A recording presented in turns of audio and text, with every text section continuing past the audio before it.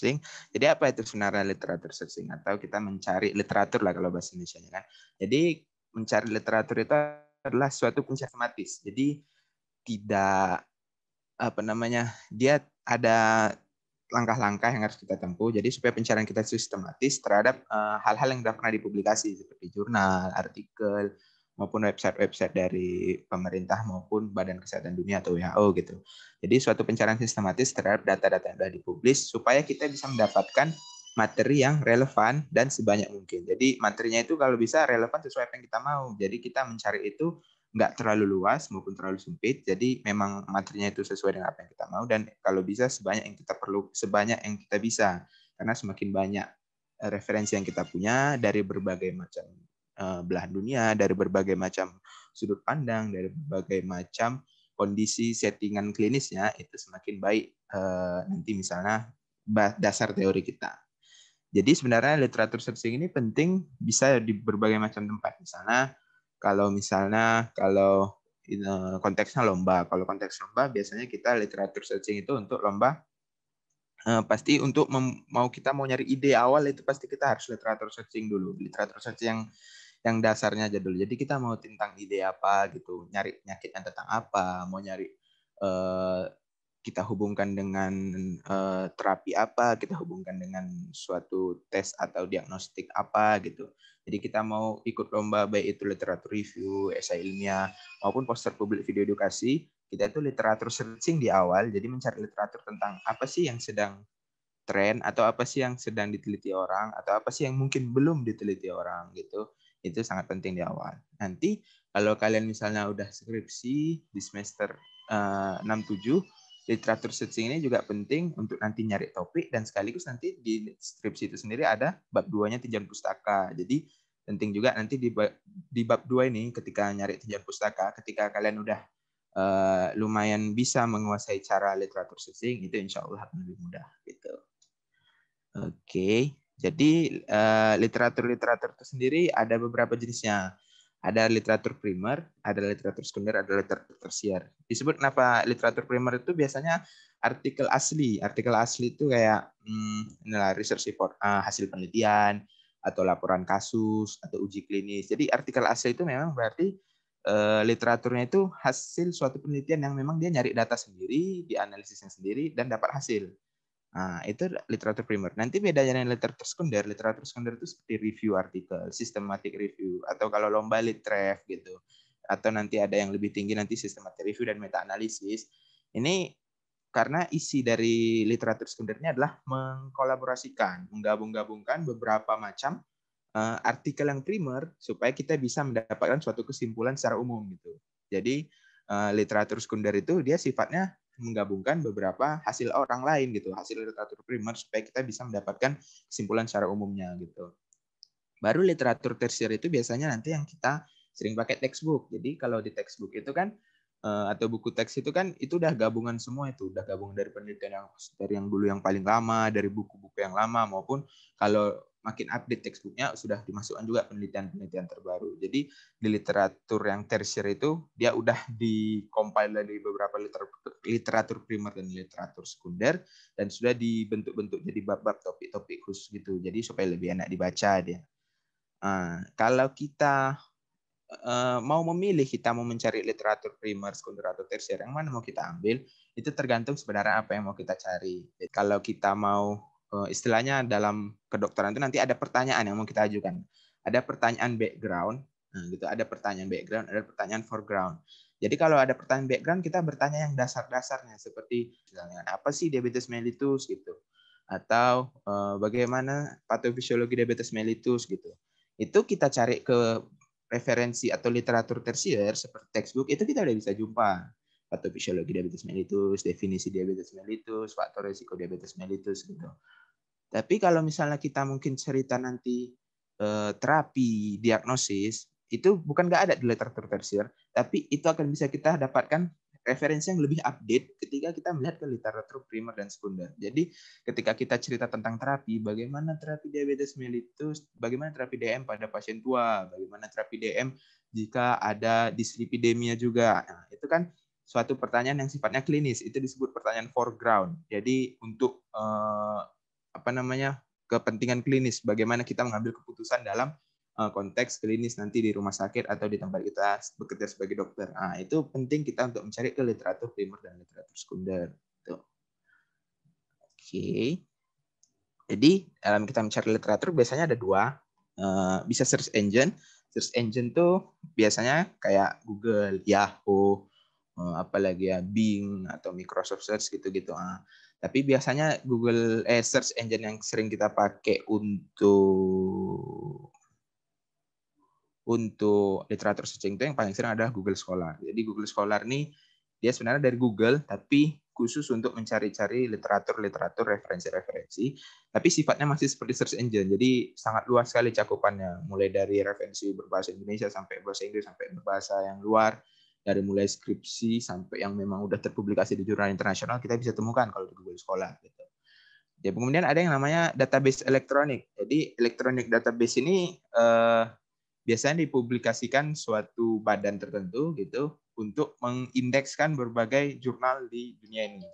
Jadi contohnya ini ada PubMed misalnya. Jadi PubMed itu yang mempublikasikan itu nanti Badan Kesehatan Amerika Serikat. Jadi dia menggabungkan berbagai jurnal di dunia, digabungkan semuanya, kemudian nanti nanti dia terindeks. Jadi kita bisa mencari dari PubMed ini, Medline, ScienceDirect, Embase, Cochrane Library, itu juga contoh-contoh electronic database. Tapi yang paling sering nanti kita pakai itu PubMed. Nanti juga Abang contohkan itu cara pakai yang PubMed gitu.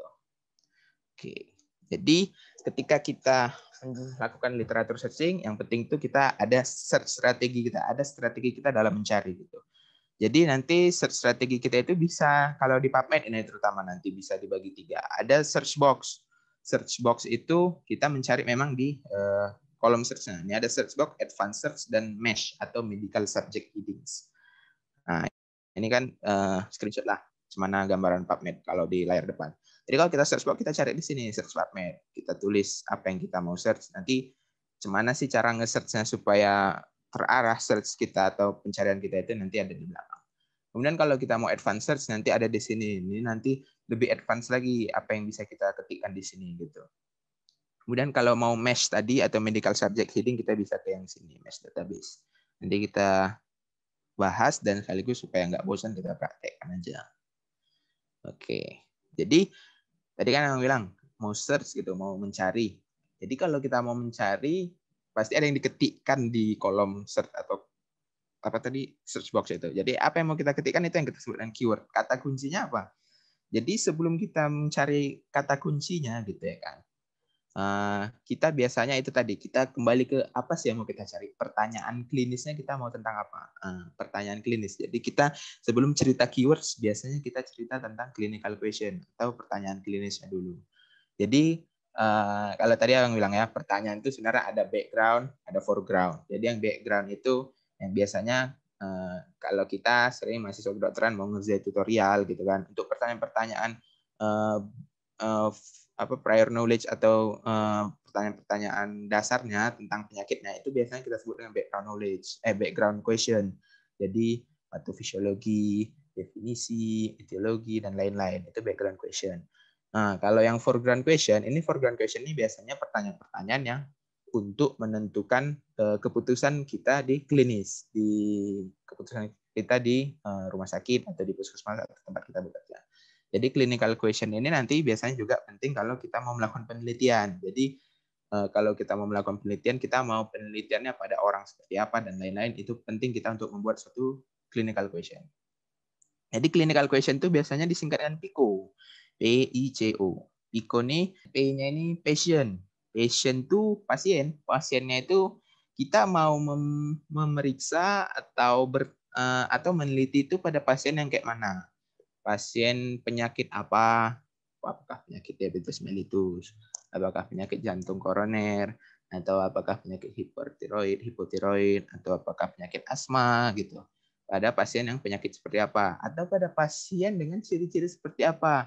Pada pasien diabetes mellitus dengan usia lansia di atas 60 tahun, atau pasien asma pada anak-anak di bawah 5 tahun, atau pasien sepsis atau pasien infeksi saluran pernapasan atas pada bayi usia 1 bulan ke bawah gitu. Kondisi-kondisi pasiennya atau settingannya kita mau melihat pada pasien-pasien infeksi saluran pernapasan atas di puskesmas. Nah, nanti mungkin bisa berbeda pada pasien infeksi saluran pernapasan di rumah sakit gitu. Jadi itu nanti P untuk patient.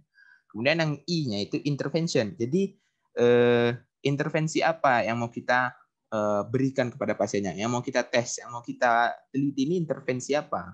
Intervensi itu biasanya antara dua. Bisa terapinya atau bisa diagnosisnya, tesnya gitu. Jadi misalnya tadi pada pasien diabetes mellitus pada lansia gitu. Terapinya kita memberikan terapi misalnya nyoba obat baru ada namanya dapagliflozin gitu. Dapagliflozin gitu. Nah, kita mau nyoba obat baru nih, apakah ini lebih baik gitu daripada obat-obat sebelumnya? Itu namanya intervensi yang kita berikan. Comparison ini adalah perbandingan dari yang intervensi yang mau kita berikan. Comparison ini adalah intervensi yang mau kita bandingkan dengan intervensi yang pertama. Jadi misalnya tadi mau dikasih obat namanya dapagliflozin pada si pasien DM. Nah, comparisonnya bagaimana obatnya kita bandingkan misalnya dengan obat yang sudah ada sejak dulu, misalnya metformin gitu. Kita bandingkan dengan obat yang ada sejak dulu, misalnya sulfonylurea gitu. Kemudian outcome-nya, O-nya itu outcome. Outcome-nya itu tergantung apa yang mau kita periksa pada pasiennya. Misalnya kita mau meriksa setelah kita terapi, apakah misalnya kalau pada pasien DM kontrol glikemiknya baik, atau kita mau memeriksa setelah kita berikan terapi, apakah muncul efek samping, atau misalnya bisa nggak cerita tentang obat-obatan atau diagnosis. Misalnya kita kalau mau melihat outcome-nya bagaimana prognosisnya setelah 10 tahun, apakah dia semakin baik atau semakin buruk. Atau kalau kita cerita diagnosis, misalnya kita memakai suatu alat, apakah alat ini diagnostiknya jadi lebih baik, apakah sensitivitas dan spesifitas lebih baik, kayak gitu kalau outcome. Jadi misalnya contohnya nih, ini tadi yang sebut, misalnya P, patient, pasiennya pada diabetes mellitus. Intervensinya kita berikan obat namanya dulaglutid. Obat baru lah nih misalnya, belum ada 10 tahun nih di internet kayaknya. Comparisonnya kita bandingkan misalnya dengan orang yang dapat insulin. Yang dulu biasanya orang dapat insulin kan. Kemudian outcome-nya kita mau nyari outcome-nya misalnya efek sampingnya gitu, side effects-nya. Jadi ini akan jadi keyword kita untuk mencari di PubMed-nya gitu. Nah, baru setelah kita mendapatkan keyword, biasanya kita nanti akan ada namanya Boolean operator. Jadi Boolean operator ini suatu apa ya namanya? Kata-kata operator. Jadi operator itu seperti untuk membantu kita nanti untuk memperluas atau mempersempit pencarian kita. Jadi Boolean operator yang paling sering itu ada and, ada or atau not gitu. Jadi kalau and itu contohnya gimana? Jadi misalnya ini and itu biasanya kita untuk menggabungkan dua ide. Jadi supaya kita dapat persis hasil di pencarian itu nanti yang memang ada dua-duanya gitu.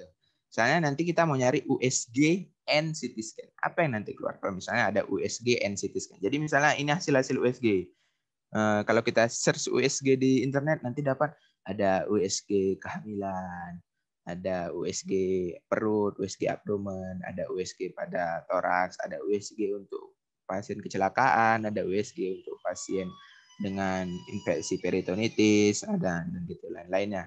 CT scan nanti mungkin hasilnya ini macam-macam. Ada CT scan untuk pada pasien trauma kepala, ada CT scan untuk pasien TB, ada CT scan untuk pasien infeksi abdomen, ada CT scan untuk bisa juga untuk tumor gitu dan lain-lain.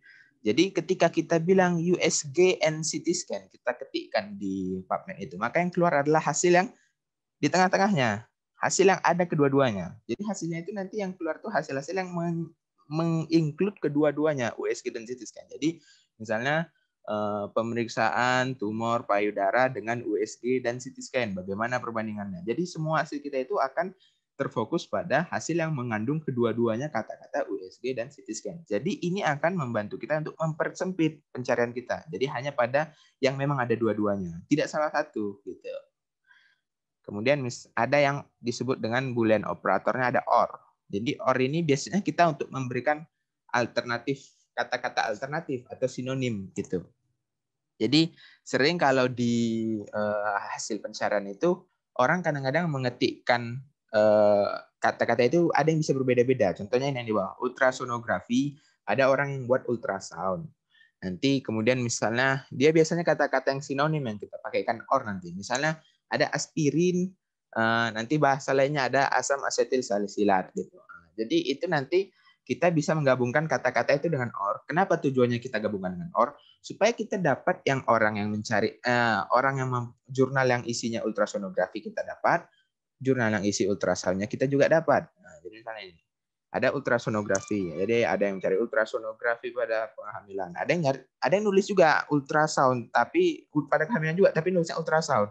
Kalau nanti kita cuma nyari ultrasonografi, yang dapat yang ultrasound ini kadang-kadang kita nggak bisa dapat hasilnya, jadi pencarian kita jadi kecil gitu. Tapi ketika kita gabungkan dengan OR, maka kita akan dapat ke semua hasilnya di mana orang mencari ultrasonografi, menulis ultrasonografi maupun orang yang menulis dengan ultrasound. Jadi itu akan membantu kita memperluas pencarian kita supaya kita bisa mendapatkan semua hal yang memang mau kita cari gitu. Jadi nggak terbatas pada satu kata saja gitu.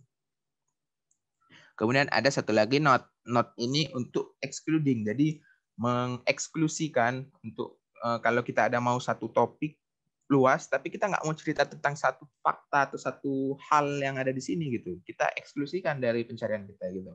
Contohnya nih, kita mau cerita tentang COVID gitu, COVID-19. Tapi nggak mau cerita tentang vaksinnya gitu kan. Udah banyak nih hasil nanti penelitian di internet banyak nih vaksin COVID-19 ceritanya. Tapi kita mau cerita COVID-19 bukan tentang vaksinnya, kita mau cerita tentang terapi, mau cerita tentang patofisiologi gitu. Jadi supaya kita hasilnya lebih sempit, supaya kita dapat memang COVID tapi nggak cerita tentang vaksin, mungkin cerita tentang yang lain, kita pakai note. Jadi ini ada COVID, ada vaksin. Di sini COVID ada patofisiologi COVID, ada bagaimana virus SARS-CoV-2 itu, bagaimana terapi COVID, termasuk di sini ada vaksin COVID. Gitu juga vaksin itu ada banyak. Vaksin mungkin nggak vaksin COVID aja, ada vaksin COVID, ada vaksin TB, ada vaksin polio, dan lain-lain. Ketika kita buat COVID, tapi yang bukan vaksin, COVID-19 not vaksin, berarti kita mau mencari topik-topik tentang COVID, tapi bukan tentang vaksin gitu. Nah, nanti maka hasilnya akan memang tentang COVID-19 yang tidak termasuk dengan vaksin gitu. Jadi dari yang tadi itu semua, kita bisa keywords kita itu bisa kita perkaya supaya hasil kita itu lebih terarah gitu jadinya.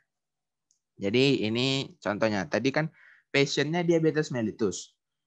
Tapi kadang-kadang orang nggak nulis diabetes mellitus. Kadang-kadang orang nulis DM. Kadang-kadang orang nulis DM tipe 2, ada orang nulis T2DM gitu. Itu kalau yang kata-kata yang bersinonim, itu kita buatkan dalam OR. Jadi kita buatkan aja panjang-panjang OR-nya. Diabetes mellitus, OR DM, OR type 2 DM gitu. Nah, itu kita buat di OR. Kemudian untuk intervention, tadi dulaglutid misalnya nggak ada lah sinonimnya gitu kan. Comparison insulin, outcome-nya misalnya side effects. Ada orang nulis side effects, ada orang nulis adverse effects, ada orang nulis safety, dan lain-lain gitu kan. Jadi kita taruh itu sebagai OR karena itu sebagai alternatif karena supaya kita bisa mendapatkan semua hasil yang ada di kolom pencarian tadi gitu. Nah, kan kita mau mencari, pertanyaan kita kan tadi gini, bagaimana pada pasien DM apakah mengobati dengan dulaglutid itu dibandingkan dengan insulin efek sampingnya lebih sedikit kan kayak gitu kan. Berarti kan kita mau nyari pasien DM penelitian yang ada pasien DM dapat obat dulaglutid dibandingkan dengan obat insulin dan mencari hasil efek sampingnya. Nah, itu semua kan kita mau gabungkan beberapa ide tadi, kita akan gabungkan dengan N. Jadi diabetes mellitus or DM, jadi P-nya kita N-kan dengan I-nya, dulaglutid, kita N-kan lagi dengan comparison-nya, insulin, dan kita N-kan lagi dengan outcome-nya, side effects, or adverse effects, or safety. Gitu. Jadi dengan kayak gini, pencarian kita bisa terarah gitu. Kita mencari semua yang diabetes mellitus, semua yang DM, tapi terbatas pada yang dapat dulaglutid saja, dan insulin, dan terbatas pada yang membahas tentang side effects atau adverse effects gitu. Oke. Baru satu lagi yang penting dalam nanti kita mencari literatur itu ada exact phrase truncation word art. Nah, ini apa sih? Gitu kan. Nah, exact phrase ini kalau kita mau mencari satu hal yang memang kata-katanya nggak mau dipisah gitu. Memang harus itu gitu. Harus bersatu mereka. Jadi misalnya skull fracture atau fraktur tengkorak kan, kita kasih peti di awal dan di akhirnya. Dengan kita kasih peti, maka memang mesin pencariannya itu akan mencari skull fracture yang bergabung. Kalau kita cuma tulis skull fracture, mereka nanti nyari skull fracture, nyari skull aja, nyari fracture aja, nyari, nanti bisa keluar fraktur paha, fraktur radius, fraktur ulna. Nanti kalau skull bisa nyari CT scan tengkorak, bisa keluar tumor tengkorak dan lain-lain gitu. Nah, jadi ketika kita berikan tanda peti, itu bisa menggabungkan dua, dan itu memang persis kata seperti yang di dalam tanda peti yang akan dicari gitu. Kemudian ada truncation. Truncation ini biasanya simbolnya tergantung ya, tergantung mesin pencarinya, bisa lain-lain, bisa bintang, bisa tanda dolar kayak gini. Truncation ini biasanya untuk kalau belakangnya itu bisa beda-beda. Jadi misalnya kalau trap kasih bintang, terapi, terapis, trapis. Jadi belakangnya itu bisa macam-macam. Jadi ini nanti mempermudah kita supaya nggak nulis banyak-banyak gitu. Ada wildcard. Wildcard itu kasih tanda tanya. Ini biasanya mirip truncation, cuma dia letaknya di tengah. Jadi kalau wildcard ini kita taruh behavior, tanda tanya R gitu. Jadi yang di tengah ini bisa apa aja? Bisa tidak ada, behavior aja, atau bisa huruf U, behavior. Jadi kan ini biasanya kalau penulisan Inggris Amerika sama Inggris Inggris UK gitu. Nah, terakhir kalau kita udah nyari keyword, udah dapat lah ya kan, kita search, wah udah banyak. Kita mau saring, kita filter gitu. Kita filter berdasarkan apa? Bisa macam-macam. Jadi filtering ini kita nanti menyaring artikel-artikel itu sesuai dengan ciri-ciri yang kita mau gitu. Misalnya kita mau artikelnya itu yang baru-baru aja, mau publication date-nya yang 5 tahun terakhir aja, itu bisa kita pilih. Atau mau yang available text-nya aja, yang free, yang bisa kita buka, yang bayar kita nggak mau, itu bisa dipilih. Atau mau yang bahasanya Inggris aja, kalau bahasa Spanyol kita nggak pandai kan, kalau bahasa Arab nggak bisa.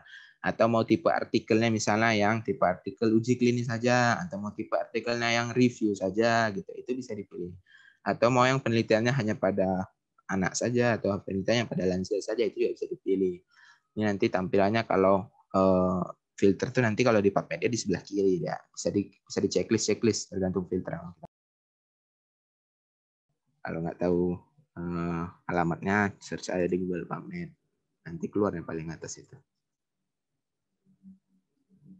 Nah ini, ketik aja PubMed, coba semuanya buka ya kan, biar belajar sih gimana sih caranya kita literatur searching gitu.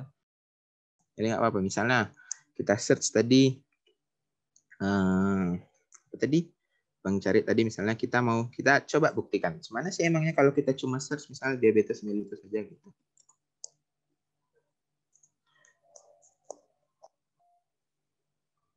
Nah, kalau kita search diabetes mellitus ini penelitiannya ada mulai dari tahun 1797 sampai tahun 2021, mulai dari patofisiologi, komplikasi, bagaimana diagnosis, klasifikasi, definisi. Ini ada sampai 521.500 hasil di sini. Nah, tapi kalau misalnya kita kecilkan, misalnya kita mau cerita tadi tentang terapinya aja. Diabetes mellitus, kita kasih kurung, biar itu satu konsep gitu kan maksudnya. Kita kasih kurung, baru kita N terapi. Gitu. Nah, ketika kita memberikan N terapi, nah, hasilnya itu akan lebih spesifik, 260.000 hasil saja. Jadi ada cerita terapi gen, ada cerita pada terapi pada penyakit jantung, ada cerita terapi nutrisinya, ada cerita pada terapi pada lansia, ada cerita terapi yang non obat-obatan gitu. Ada cerita pada terapi ini pada genetik juga, apoptosis dan lain-lain. Nah, kalau tadi kita coba misalnya yang tadi abang buat contohnya, obat yang tadi dulaglutid tadi, kan kita buat diabetes mellitus. Diabetes mellitus kadang-kadang orang buat DM kan, orang buat DM, kita buat OR DM. Nah itu pasiennya adalah diabetes mellitus dan pasien diabetes mellitus. Kemudian intervensi yang mau kita berikan misalnya tadi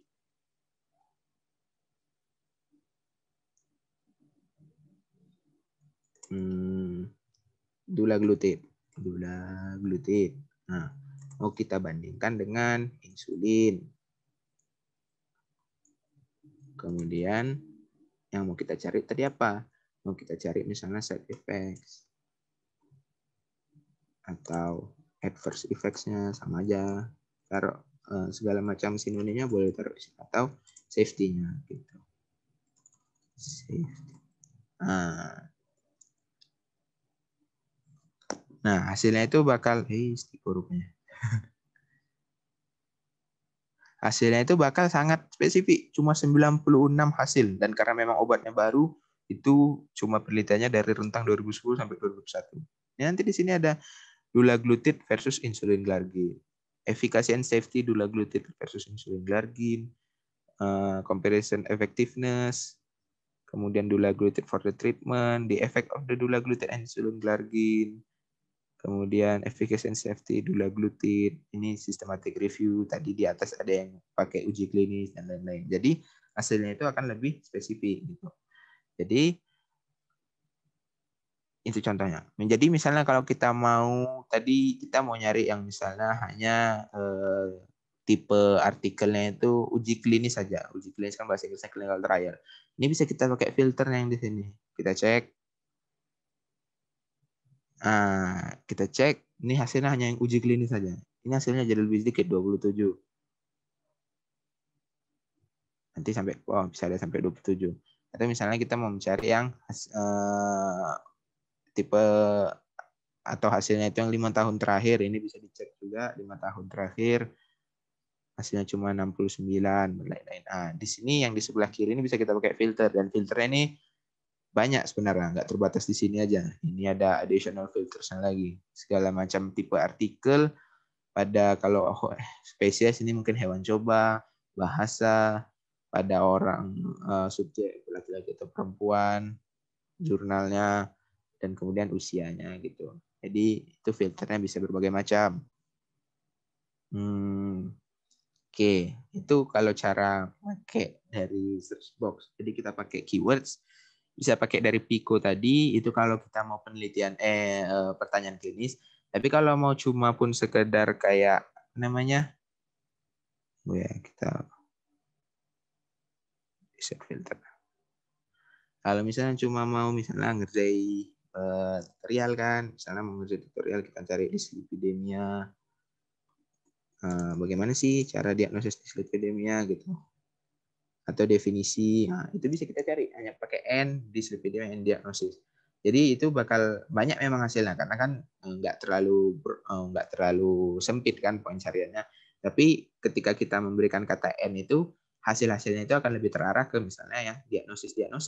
Ini ada guideline-nya dari Canadian Cardiovascular Society. Ini ada dari Korea, ini ada dari Eropa gitu. Itu akan lebih membantu pencarian kita. Gitu. Terus kita balik ke home-nya, kita pakai yang advance di sana. Yang advance ini sebenarnya sama seperti search box, tapi ini membantu kita supaya isinya itu mengisikannya itu kita dibantu oleh mesinnya. Jadi kita bisa tadi kan misalnya diabetes mellitus, kita add, ini bisa di add, kemudian misalnya kita mau tentang terapi diabetes mellitus, jadi dia otomatis. Bedanya itunya aja. Tapi kalau misalnya kalian lebih nyaman nulis sendiri di search box, nggak usah pakai ini juga bisa. Kalau mau pakai ini juga bisa. Dia akan nambahkan bisa N, bisa OR, tergantung kalian. N or not tadi ada tiga-tiganya di sini.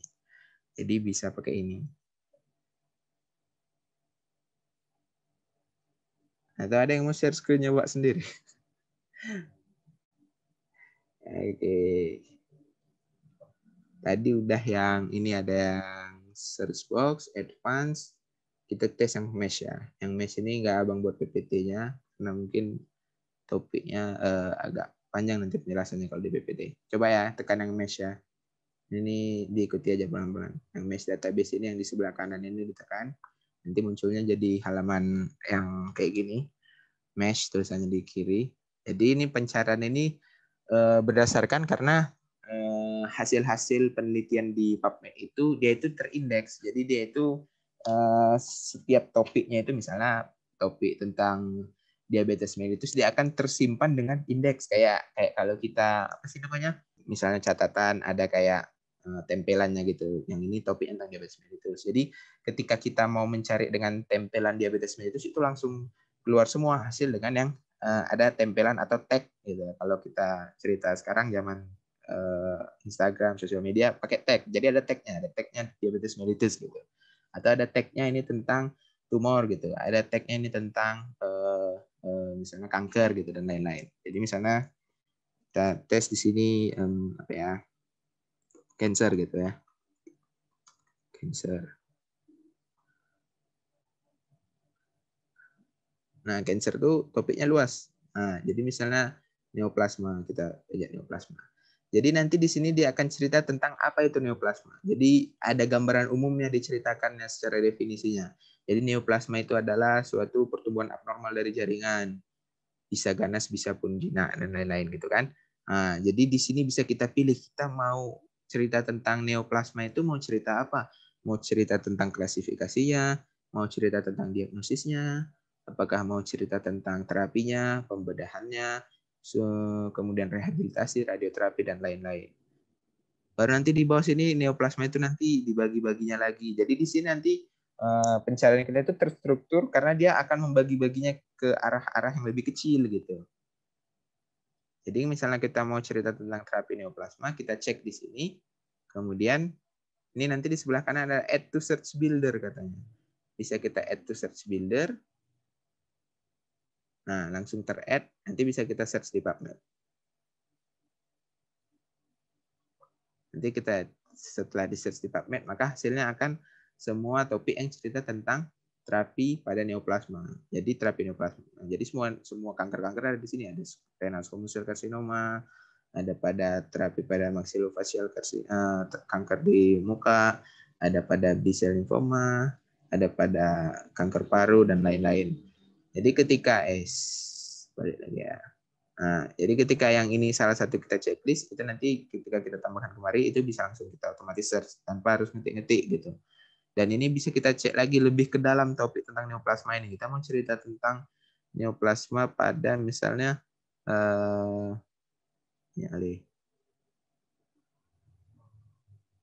neoplasma pada ini esofagus, kista esofageal. Kalau kita klik kista esofageal, nah nanti kista esofageal ini topiknya diceritakan yang kista esofageal itu adalah suatu kista pada epitel di daerah esofagus. Nanti ada pilihannya lagi subheading yang mau kita cari, bisa anatominya, histologinya, bisa klasifikasi, diagnosis, surgery, dan terapinya. Itu bisa kita cari lagi. Nah, itu bisa tinggal dipijit lagi, diagnosis, bisa kita add to search builder. Atau kita mau sekalian ada terapinya, kita add to search builder lagi gitu. Jadi nanti cerita diagnosis dan cerita terapi dua-dua ada di search builder. Nah, ketika kita search PubMed-nya, maka akan keluar hasil-hasil kista esofagus yang cerita diagnosis dan terapinya. Jadi ini semua ceritanya hanya cerita tentang esofagus, esophageal cyst gitu, kista esofagus. Sejauh ini itu kalau tentang literatur searching. Jadi kita bisa pakai PubMed, ini yang paling sering pakai, tapi memang sumbernya hanya berbahasa Inggris. Kalau nanti mau kita misalnya sumbernya berbahasa Indonesia, biasanya kita coba misalnya pakai Google Scholar. Nah, kita coba-coba aja ya, pakai Google Scholar. Di Google Scholar konsepnya sebenarnya mirip. Bisa tetap kita pakai and or not itu semua tadi, dan juga pakai yang tanda petik dan itu segala macam. Jadi misalnya di sini bisa kita cari. Ini nanti hasilnya karena Google Scholar-nya kebetulan bahasa Indonesia. Nanti kalau misalnya kita arahkan dia bahasa keywordnya bahasa Indonesia, dia nanti hasilnya bisa bahasa Indonesia. Diabetes mellitus, misalnya N. Kita mau cerita terapi, gitu kan? Nah, hasilnya itu berbahasa Indonesia, tanaman obat, kepatuhan penderita diabetes dalam menjalani terapi insulin sebagai alternatif pengobatan, pengetahuan.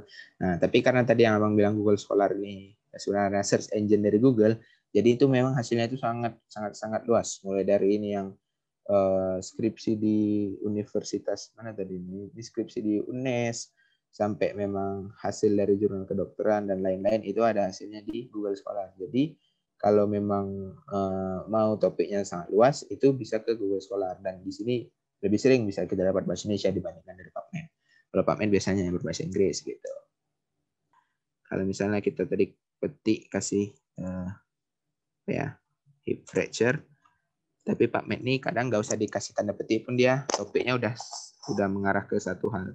Karena dia mencari relevansinya. Tapi ketika kita kasih tanda petik, itu nanti hasilnya itu akan lebih sempit lagi, hanya 14.000. Tapi secara umum dia kita ketik hip fracture aja tanpa kasih tanda petik, dia juga udah menghasilkan hasil yang relevan. Karena udah settingan dari PubMed-nya itu sendiri dia udah bagus. Oke. Oke, kalau nggak ada, kita lanjut ke yang abstraknya.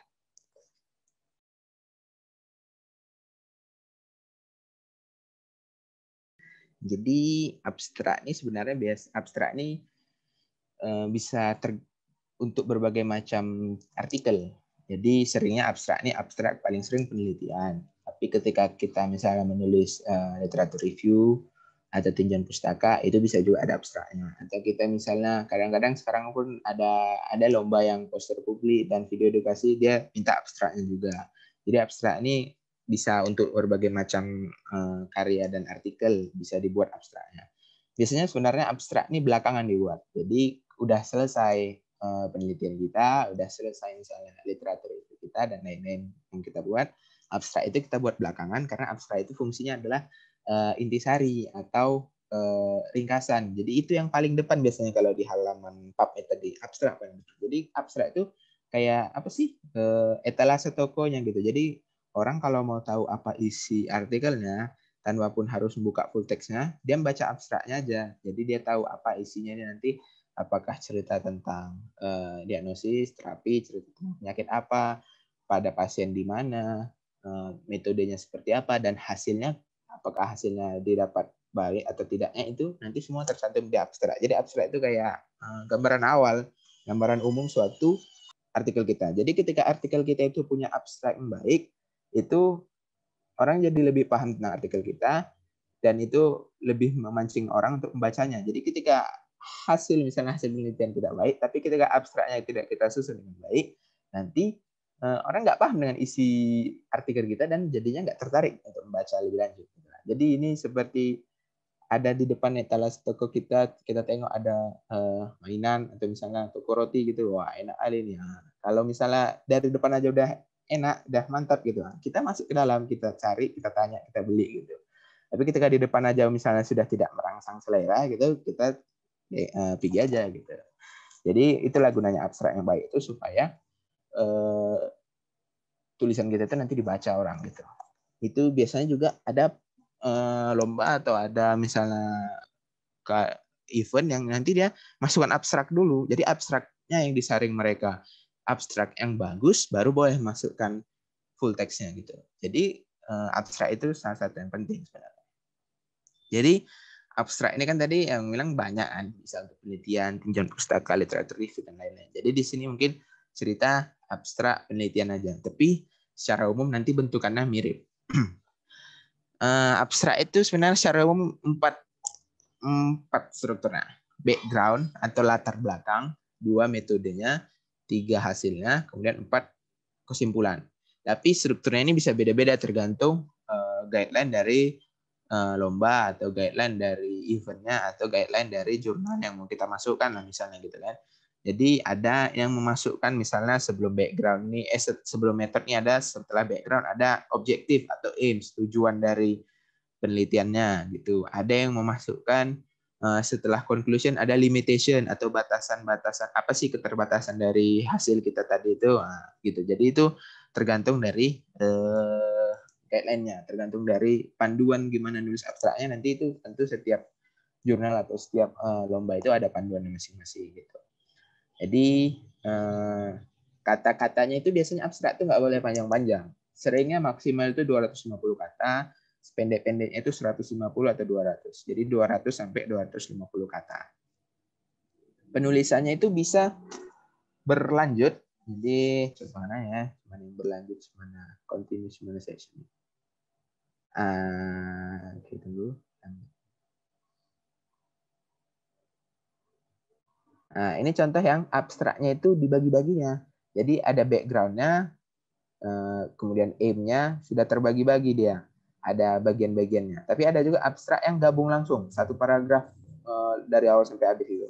Nanti di dalam ini ada latar belakangnya, ada tujuan artikelnya juga untuk apa, ada metodenya juga, dan ada hasilnya bagaimana, ada kesimpulannya juga di akhir. Tapi bedanya ini ada yang langsung digabung semua, ada yang dia bentukannya dibagi-bagi, tergantung tadi bagian-bagiannya. Itu nanti kembali lagi ke panduan masing-masingnya gitu. Jadi nggak masalah.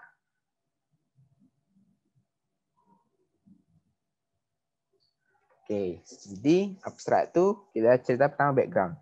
Jadi background itu kan latar belakang. Jadi kalau misalnya cerita suatu penelitian, kalau kita mau meneliti sesuatu itu atau mau mencari tentang suatu topik, menulis tentang sesuatu, itu ada latar belakang kenapa kita mau nulis gitu. Dan biasanya kalau di abstrak latar belakang ini kalau bisa paling pendek karena ini cuma menceritakan sedikit aja sih tentang isi dari apa kita. Karena kan yang penting dari artikel kita itu nanti hasilnya bagaimana dan cara mengerjakannya gimana. Kalau latar belakang ini kan cuma kenapa sih kita meneliti gitu. Cuma asal berpikirnya saja gitu. Jadi ini biasanya background-nya yang paling pendek. Jadi apa yang ada di background ini kalau di abstrak itu biasanya apa sih yang udah kita ketahui tentang topiknya? Karena kita mau meneliti tentang bagaimana pada masa pandemi misalnya. Misalnya pada masa pandemi ini apakah imunisasi di puskesmas itu berkurang atau tidak. Jadi yang udah kita tahu tentang topik ini adalah pada masa pandemi puskesmas mengalami penurunan kunjungan misalnya gitu. Yang kita nggak tahu apa? Yang kita nggak tahu apakah imunisasi juga mengalami penurunan selama masa pandemi. Nah, tujuan dari penelitian ini adalah ingin mengetahui bagaimana perubahan cakupan imunisasi pada selama sebelum dan sesudah masa pandemi. Nah, biasanya ketika pada guideline atau panduannya itu background-nya itu tidak background-nya itu tidak dipisah dengan tujuan, biasanya tujuannya akan kita cantumkan di background-nya. Apa sih tujuan dari penelitian atau artikel kita ini gitu. Kemudian yang kedua itu ada metode. Metode ini biasanya terpanjang kedua lah istilahnya. Karena kita mau cerita, kita mau ngapain, cuman caranya kita mau menelitinya gitu. Jadi giving information about what was done and how. Apa yang kita lakukan dan bagaimana caranya gitu. Jadi ini mungkin udah ada belajar sedikit kan di CRP tentang gimana desain penelitiannya. Tadi misalnya topiknya Bang cerita bagaimana sih imunisasi pada masa pandemi. Nah, desain penelitiannya misalnya cross-sectional aja, Abang nyari data di puskesmas gitu. Cuma sekali ngambil data saja, observasional sifatnya, tapi analitik, mencari ada hubungan antara apakah ada perbedaan pada sebelum dan sesudah pandemi gitu.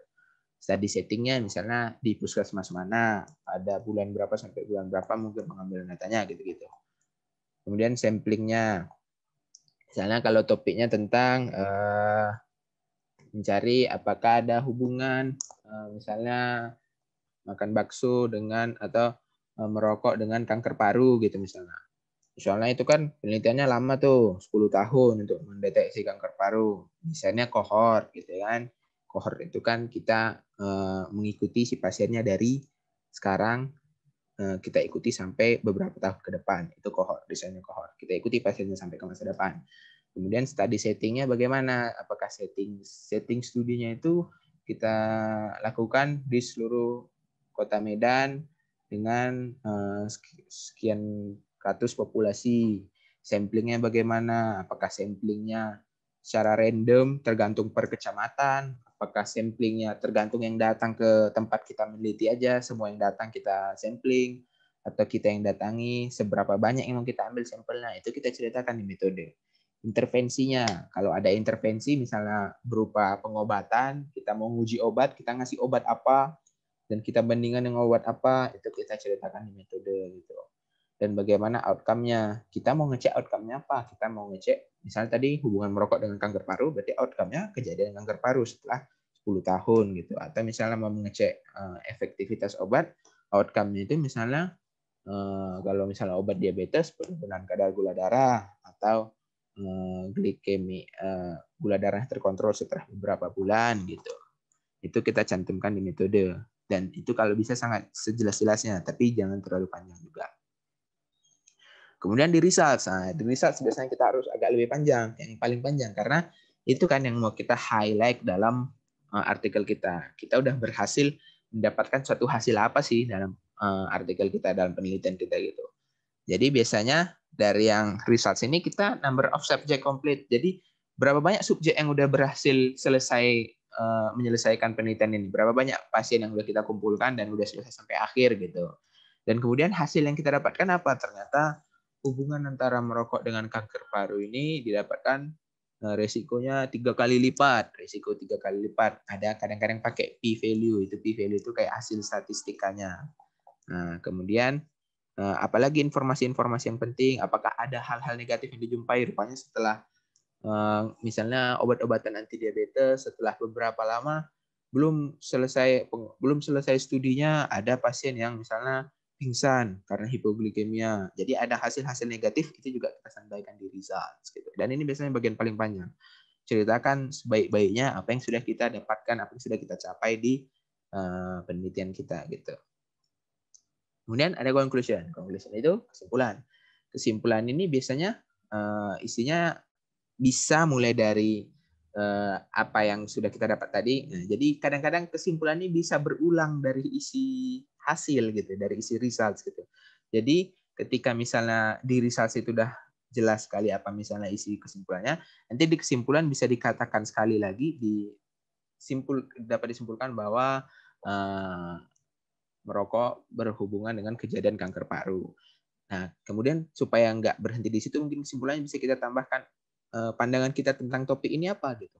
Implikasi klinisnya misalnya, atau batasan-batasan penelitian bisa kita bahas di conclusion juga. Jadi, namun penelitian membutuhkan lebih lanjut, atau misalnya hal ini penting bagi kontrol merokok di masyarakat gitu. Nah, itu implikasi klinis, apa kegunaan penelitian kita dalam perspektif kita, itu bisa kita sampaikan juga di conclusion supaya nggak kesannya mengulang apa yang ada di hasil gitu. Jadi contohnya abstrak, stres dan stigma pada pekerja kesehatan, dokter dan lain-lain lah pada masa pandemi COVID-19. Jadi apa backgroundnya? Jadi backgroundnya itu kita ngecek backgroundnya itu bahwa ternyata sebenarnya pekerja pada fasilitas kesehatan itu resikonya yang paling tinggi untuk mengalami gangguan psikologis terkait COVID. Ya, semua kan orang takut COVID gitu kan, tapi orang yang lebih dekat dengan paparannya kayak pekerja kesehatan tentu reaksi psikologisnya lebih tinggi gitu. Tujuan, nah ini abstraknya sebelum metode, antara background dan metode dia ada aim-nya, ada tujuannya. Tujuan studi ini adalah mengevaluasi bagaimana keparahan gangguan psikologis pada pada pekerja di fasilitas kesehatan selama masa pandemi COVID-19. Metodenya gimana? Metodenya studi ini suatu survei online di Rusia, pada pekerja kesehatan yang bisa berbahasa Rusia, dilakukan selama 2 bulan, Maret, April, dan Mei, 3 bulan. Nah, apa yang digunakan? Apa alat yang kita gunakan untuk mendeteksinya? Physiological stress scale, perceived difference discrimination. Nah, ini disebutkan. Kemudian results-nya apa yang kita dapat? Ternyata level psikologisnya sekian, hasil stigma levelnya sekian, kemudian sesuai lah apa hasil-hasil analisis yang sudah kita hitung, itu kita cantumkan, makanya panjang isi results itu biasanya.